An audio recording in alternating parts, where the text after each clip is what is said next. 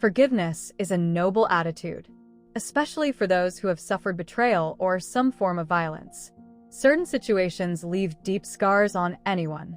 As a result, serious resentment and deep bitterness take hold. Therefore, forgiving can become difficult and even seem impossible. If forgiveness brings so much relief, why is it so hard to forgive? In this video, discover how it is possible to truly forgive someone through hoponopono. This ancient Hawaiian technique consists of repeating 4 phrases: "I'm sorry," "Please forgive me," "I love you," and "Thank you."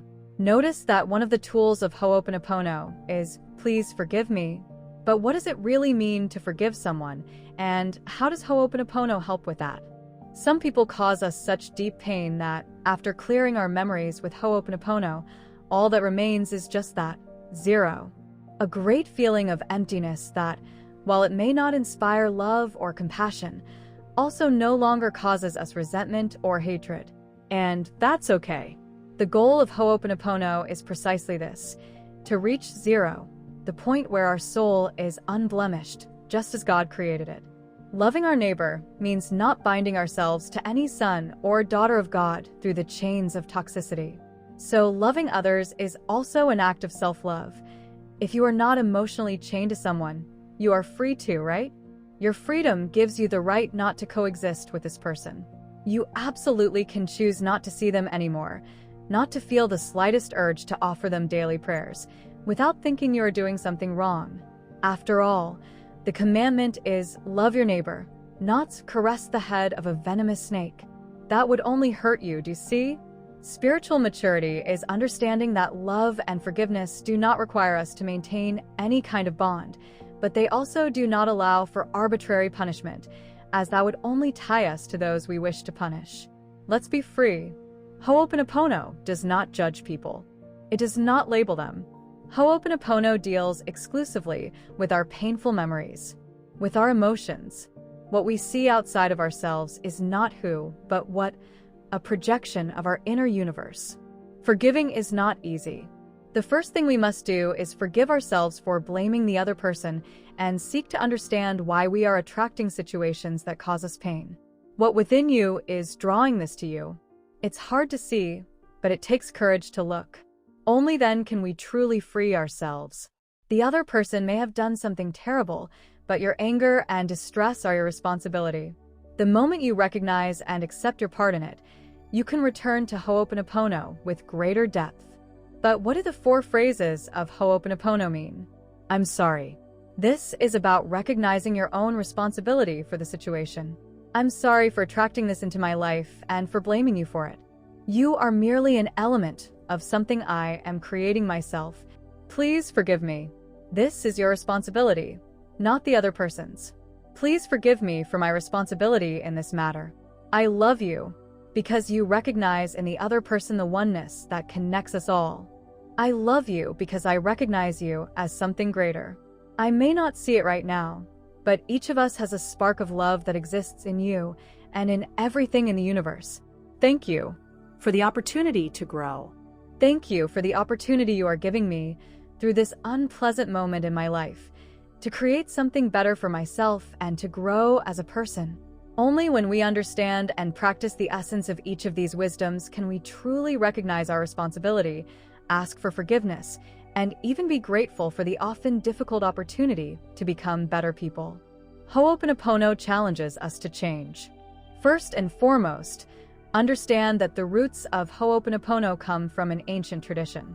Above all, its meaning is to straighten, to harmonize, to correct what is wrong, to reorder. Its origins trace back to ancient Hawaiian communities. Whenever problems or conflicts arose, the involved parties would be called before a guide, where they would grant forgiveness to one another. In this sense, hoponopono is a philosophical practice, a state of mind. The challenge, then, lies in embracing this philosophy over other pre-existing concepts and values you may already hold. A powerful explanation that helps to better understand the essence of hoponopono for inner healing is found in the book Zero Limits. Hoponopono is a profound gift that allows us to develop a functional relationship with the divine within and to learn to ask, at any moment, for the cleansing of our errors in thought, word, deed, or action. The process is essentially about freedom, complete freedom from the past. This speech belongs to Morna Nalamaku Simona. Do you see? Ho'oponopono is a liberator of the past. How often do we hold on to the past, clinging to traumas, painful experiences, or false beliefs we were taught in childhood? These attachments limit us and prevent our growth. And when we feel that our life is not evolving, that it is stagnant, we feel unhappy.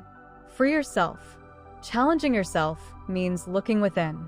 Master Morna Simona also said, "Peace begins with me." But what did she mean by that? The origins of Ho'oponopono show that this practice was once conducted publicly within a community. However, this is where Master Morna introduced a new approach.